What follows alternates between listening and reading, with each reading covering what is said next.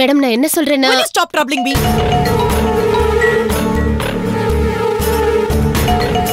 என்னது இது? புது நம்பரா இருக்கு.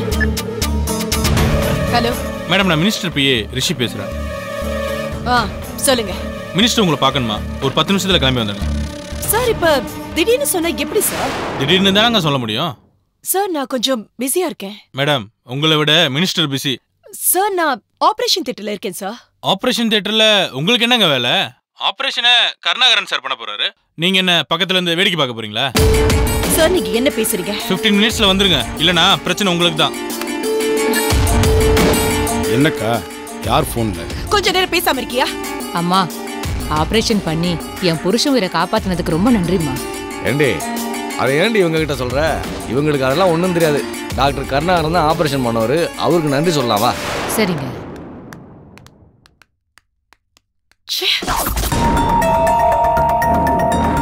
மேடம் ப்ளீஸ் மேடம், அம்மா ரொம்ப முடியாம இருக்காங்க. நான் ஊருக்கு போயே ஆகணும். பணமும் வேணும் மேடம். சொல்லிக்கிட்டே இருக்க, மறுபடி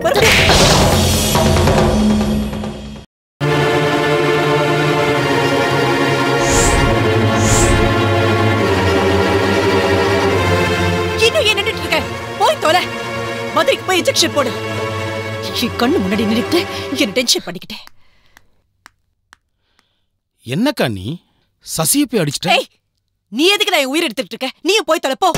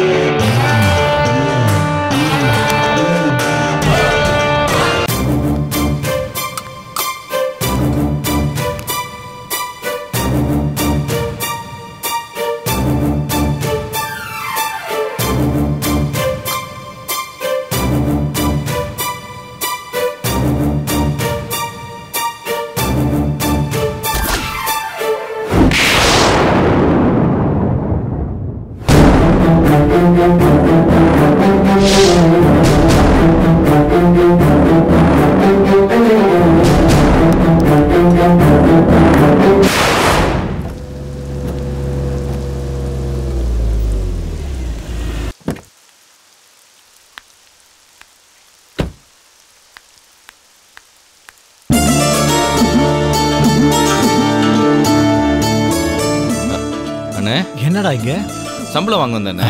சரி சரி. வேலையெல்லாம் எப்படி போயிட்டு இருக்கு? நல்லா போயிட்டு இருக்குடா. நல்ல வேலை, ஆத்ம திருப்தியா இருக்கு. முதல்ல நீ இந்த வேலையை பத்தி சொன்னப்போ கூட ஏற்கனவே நம்ம பார்த்த வேலை, பதவி, சம்பளம், தயக்கம் கொஞ்சம் இருந்தது. சரி சொல்லாமா வேணாமான்னு யோசிச்சுட்டு தான் இருந்தேன். ஆனா இப்ப நான் எடுத்த முடிவு கரெக்டுன்னு தோணுதுடா. அப்படியாண்ணே? எப்படிண்ணே? கம்பெனியை முன்ன கொண்டு வரதுக்காக, நஷ்டத்துல ஓடிட்டு இருந்த கம்பெனியை லாபத்துக்கு கொண்டு வரதுக்காக சில நடவடிக்கைகள்லாம் எடுத்திருக்கேன்டா.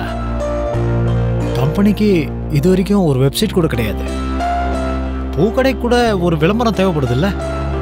அதனால கம்பெனிக்கு ஒரு வெப்சைட் தயாரித்து அதில் ஃபோட்டோஸ்லாம் போட்டு அமக்கலமாக ஓப்பன் பண்ணியிருந்தேன். அதை பார்த்துட்டு south America, US, Europe, UK நம்ம ப்ரொடக்ஷனை பற்றி டீட்டெயில் கேட்டிருக்காங்க. இமெயில் வரதை பார்த்துட்டு எம்டி ரொம்ப சந்தோஷமாயிட்டாரு.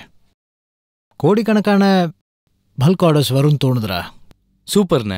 அதே மாதிரி புது ப்ராஜெக்ட் ஒன்று ப்ரிப்பேர் பண்ணி சப்மிட் பண்ணியிருக்கேன்டா. அதிரடியாக சில விஷயங்கள் செஞ்சு கம்பெனியை மாடர்ன் ட்ரெண்டு கொண்டு வரலான்னு சொன்னேன். அதையும் பாராட்டினாரா. இன்னொரு விஷயம் தெரியுமா?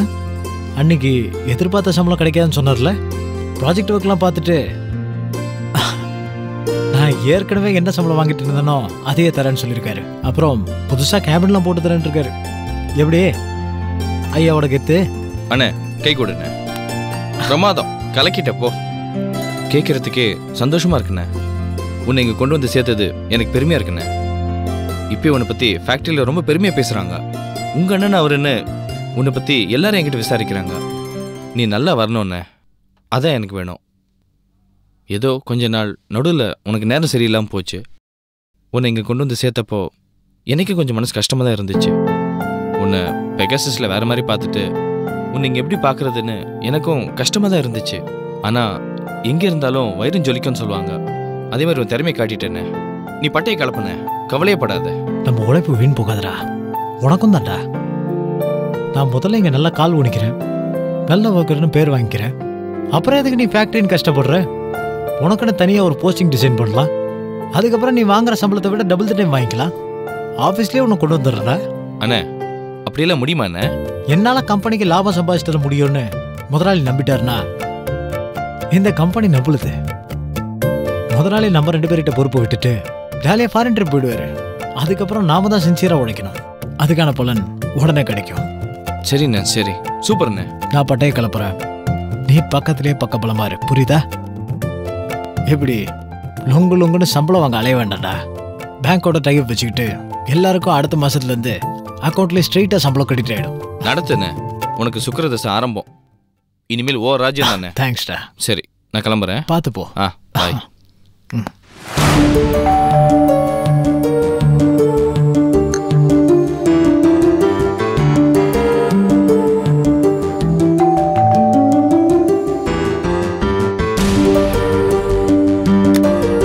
ஹாய்ப்பா. வாமா. வா பிரதீப். Hello sir. என்ன பிரதீப் ஆளே காணோம்? நெத்தில எங்க போன நீ? என்ன சார், ஊரே அல்லலப்பட்டிருக்கு, உங்களுக்கு விஷயமே தெரியாதா? என்ன கடத்திட்டாங்க சார். உன்னை கடத்திட்டாங்களா? யோ, கடத்தின நீ எப்படி அங்க நிப்ப?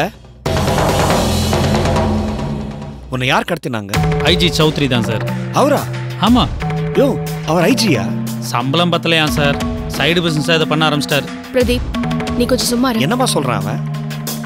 எல்லாம் அந்த ஸ்னேகாவோட வேலைப்பா. எனக்கு ஒன்றும் புரியலையே.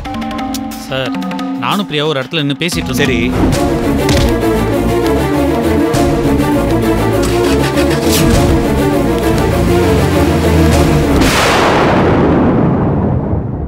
அப்புறம் பார்த்தா நேரா எங்க வீட்டுல கொண்டு போய் விட்டாங்க.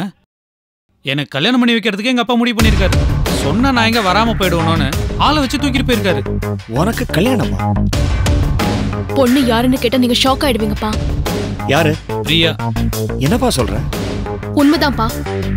ஸ்னேகா நம்மளை விட புத்திசாலி, நம்மளை விட தந்திரசாலின்னு மறுபடியும் நிரூபிச்சிட்டா. பிரதீப் பிரியா காதல தடுத்து பார்த்தா. பிரதீப்பும் கேட்கல, பிரியாவும் கேட்கல. இவங்கள பிரிக்க முடியாது. பிரதீப் பிரியாவை நாசம் பண்றதை தடுக்க முடியாது. நம்மளோட மோத முடியாதுன்னு அவளுக்கு நல்லாவே புரிஞ்சு போச்சு. அவ அப்படியே ரிவர்ஸ் ஆகி பிரதீப்க்கும் பிரியாவுக்கும் கல்யாணம் பண்ணி வைங்கன்னு ஐஜி கிட்ட பேசிருக்கா. It's really shocking Uma.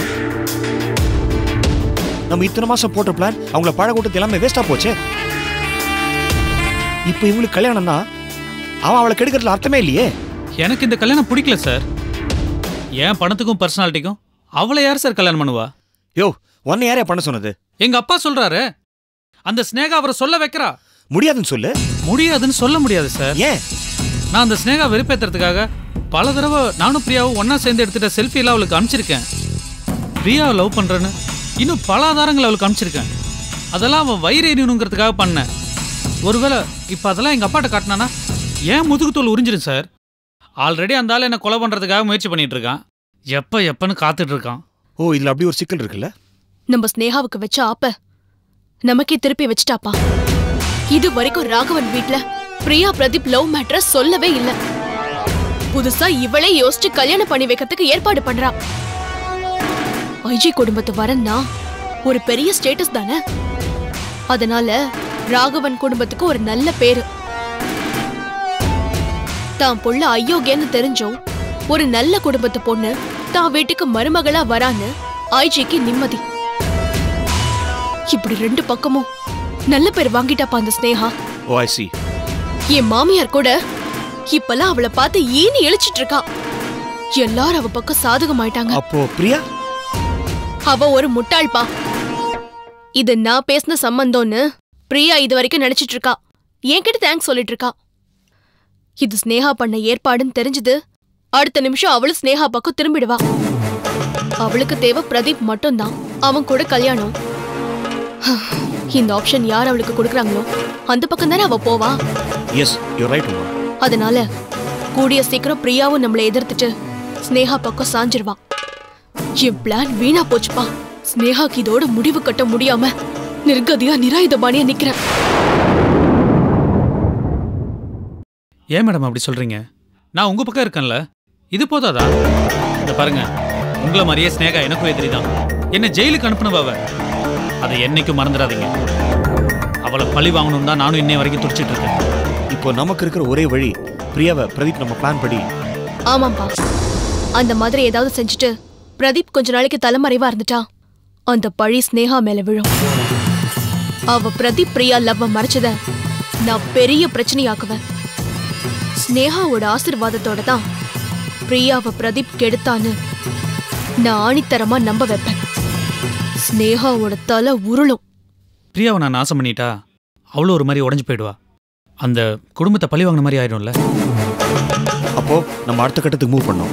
Pradeep, நீ அந்த பிரியாவை... நான் ரெடி சார்.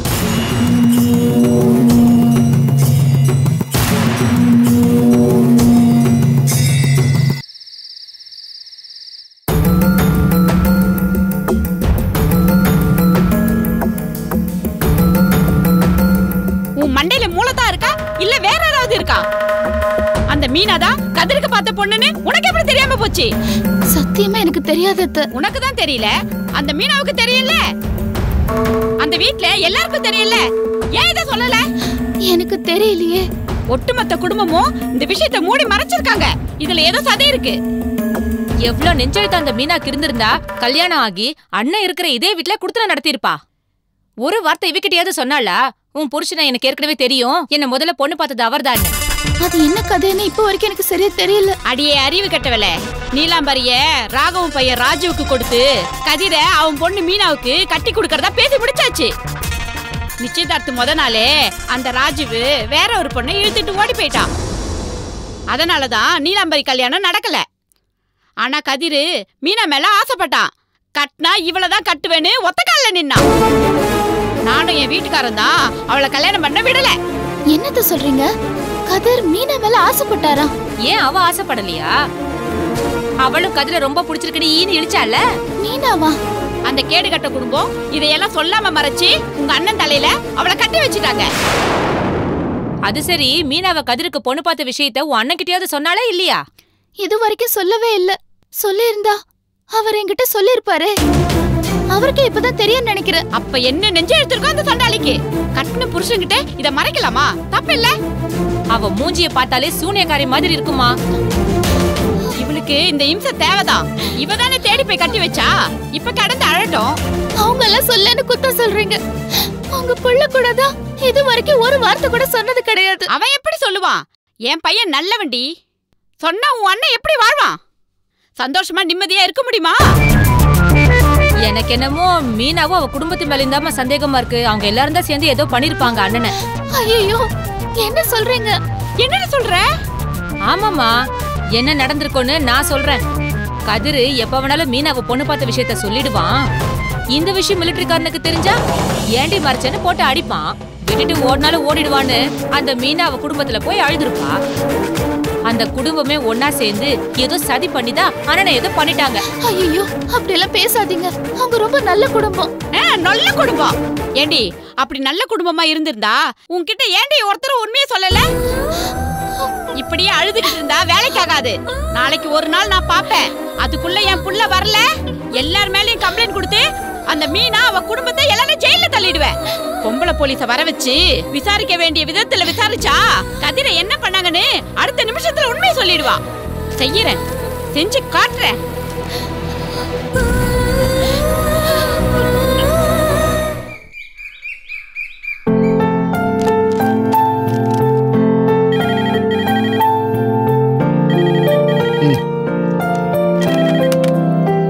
ஹலோ சார், ஐயா இப்போ ஃப்ரீயா இருக்காங்களா? சொல்லுங்க. முத்துலட்சுமியும் அவங்க தம்பி வந்திருக்காங்க. ஒரு நிமிஷம். முத்துலட்சுமி வந்திருக்காங்களா? சரி, வர சொல்லுங்க. மேலே வர சொல்றீங்களா? சரிங்க சார். ஓகே. ஹரி, ஒரு 10 நிமிஷம் இந்த ஃபைலை முடிச்சிடுறேன். அது வரைக்கும் நீங்கள் பேசிக்கிட்டு இருங்க. சரிங்க, நானே கூப்பிட்றேன். ஓகே.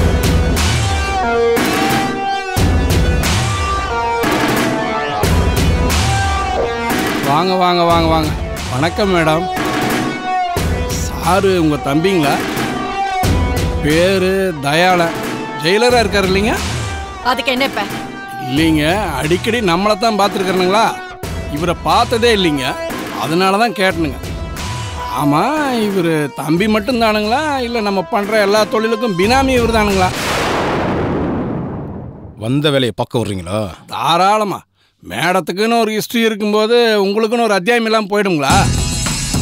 அதெல்லாம் எங்களுக்கு தேவையில்லை, உங்கள் வேலையை மட்டும் பாருங்கள். அப்புறம்ங்க எங்கள் வேலையே இதுதானுங்களே. இருக்கிற உண்மையெல்லாம் தோண்டி எடுக்கணும், சம்மந்தப்பட்டவங்களுக்கும் வாசகர்களுக்கும் உடைய சேர்க்கணும் இல்லைங்களா? Mister press, will you stop this nonsense? நாங்க மினிஸ்டர் பார்க்கறதுக்காக வந்திருக்கோம். தாராளமாக பார்க்கலாங்களா? அரே, இதான் அவரே கூப்பிட்டாருங்களே, போங்க.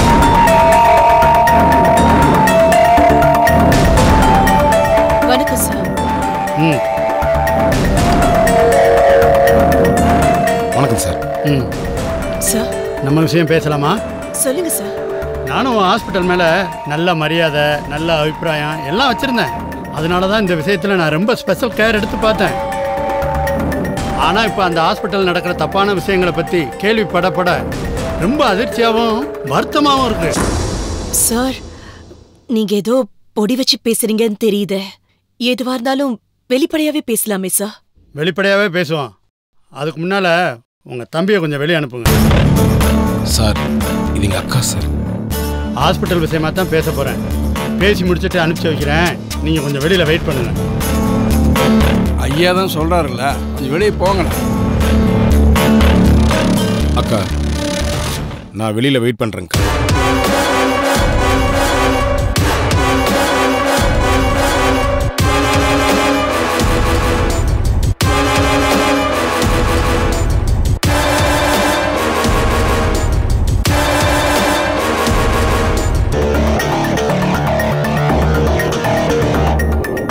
அவரும் சம்மந்தப்பட்டவர் தான். அவர் இருக்கலாம், ஒன்றும் தப்பு கிடையாது.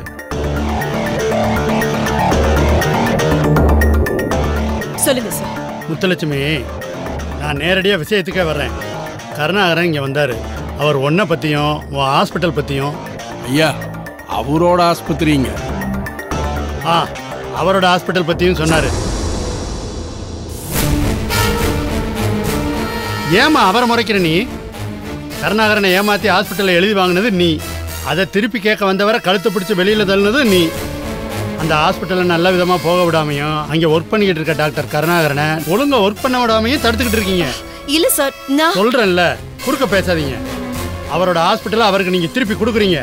சார், இல்லை சார், இது எப்படி சார் நடக்கும்? அது என்னோட ஹாஸ்பிட்டல் சார். உங்கள் கஷ்டம் எனக்கு புரியுது. 20-22 வருஷமாக ஹாஸ்பிட்டல் நடத்திட்டு இருக்கீங்க. அதுக்கு தகுந்த மாதிரி என்ன நஷ்ட ஈடோ என்ன செட்டில்மெண்ட்டோ கேளுங்க, நான் வாங்கி தரேன். கண்டிப்பாக நல்ல செட்டில்மெண்ட் வாங்கி தரேன். அதுக்கு நான் பொறுப்பு. சார், அவருக்கு என்ன செட்டில்மெண்ட் வேணுமோ கேட்டு வாங்கிக்கிட்டு விலகிக்க சொல்லுங்க சார். அது என்னோட ஹாஸ்பிட்டல் சார். ஹாஸ்பிட்டல் நடந்த கரப்ஷனை பற்றின ஃபைல்ஸ் எல்லாம் ரெடி ஆகிட்டு இருக்கு.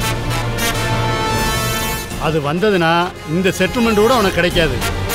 அதை புரிஞ்சுக்கிட்டு புத்திசாலித்தனமாக நடந்துக்க. சார் ப்ளீஸ் சார், அந்த மாதிரிலாம் எதுவும் பண்ணிடாதீங்க சார். என்ன ஹரி, ஃபைல்ஸ் எல்லாம் ரெடி ஆகிட்டு இருக்கா? ஆமாங்க, 1990 என்னென்ன தீடுதத்தை நடந்ததுங்களோ அதுக்குண்டான எல்லாமே விலாவரியாக விவரமாக ஃபைல் ரெடி ஆகிட்டு இருக்குதுங்க. அதனால தான் சொல்கிறேன், எப்போ என்னைக்கு எப்படி கருணாகரன்ட்ட ஹாஸ்பிட்டலில் ஒப்படைக்கிறதுன்னு நீ முடிவு பண்ணி சொல்லு. நாங்கள் வெயிட் பண்ணிக்கிட்டு இருக்கோம். இது எப்படி? பேசினது போதும், கிளம்பு. சார், நான் இன்னும் பேசவே இல்லை சார். இங்கே பாரு, எல்லா நியாயமான முடிவும் எடுத்து முடிச்சாச்சு. நீ கிளம்பு.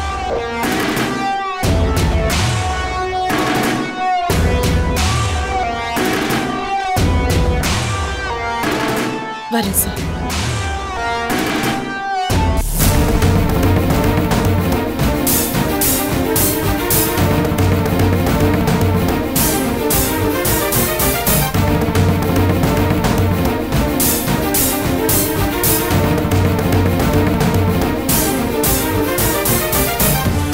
நானும் உத்தரவு வாங்கிட்டுங்களா? நிறைய வேலை இருக்கும் போல் இருக்குது. என்ன ஹரி, நான் பேசினதெல்லாம் சரிதானே? அப்புறம் இதை விட வேற யாரும் நியாயம் பேசிட முடியும்? ஒன்றும் இல்லைங்க. கோழியை வளர்க்க பிடிச்சாலும் கொல்ல பிடிச்சாலும் கத்துறது நம்ம கத்திட்டு தான் இருக்குங்க. நம்ம வளர்க்க பிடிச்சோம், அவங்க நம்ம கத்திட்டு இருக்கிறாங்க. விடுங்க, பார்த்துக்கலாங்க. அப்போ நான் கிளம்பட்டுங்களேன். சரி, வரேங்க.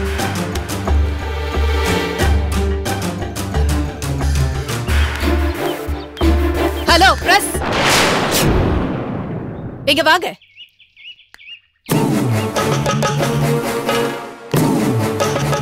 என்ன போட்டு கொடுத்து சாதிச்சிட்டல? என்ன புலனாய்வு பண்றது தவிர உனக்கு வேற வேலை இல்லையா? என்ன பகச்சுக்கிட்டு இந்த ஊர்ல இருந்துருவியா நானும் பாக்குறேன். புலனாய்வுங்களா? என்ன நீங்க வாட்டுக்கு பெரிய பெரிய வார்த்தையா பேசுறீங்க? இதுதான் ஊருக்கே தெரிஞ்சு போன விஷயமாச்சுங்களா? என்ன கொஞ்சம் நான் டீட்டெயில் பண்ணி சொன்னேன், அவ்வளவுதானுங்களா? மந்திரி நல்லபடியா தான் பேசியிருக்காருங்க. அழகா ஒரு காமெண்ட் சேட்டா தொகையும் கொடுக்குறேன்னு சொல்லியிருக்காருங்க. அதை ஒழுங்கா வாங்கிட்டு ஒதுங்கிட்டீங்கன்னா உங்களுக்கு நல்லதுங்க. இல்லைன்னா ஒண்ணுமே கிடைக்காம போயிடுங்க. பார்த்து புரிஞ்சு நடந்துங்க. நீ ரொம்ப ஓவரா பேசுற.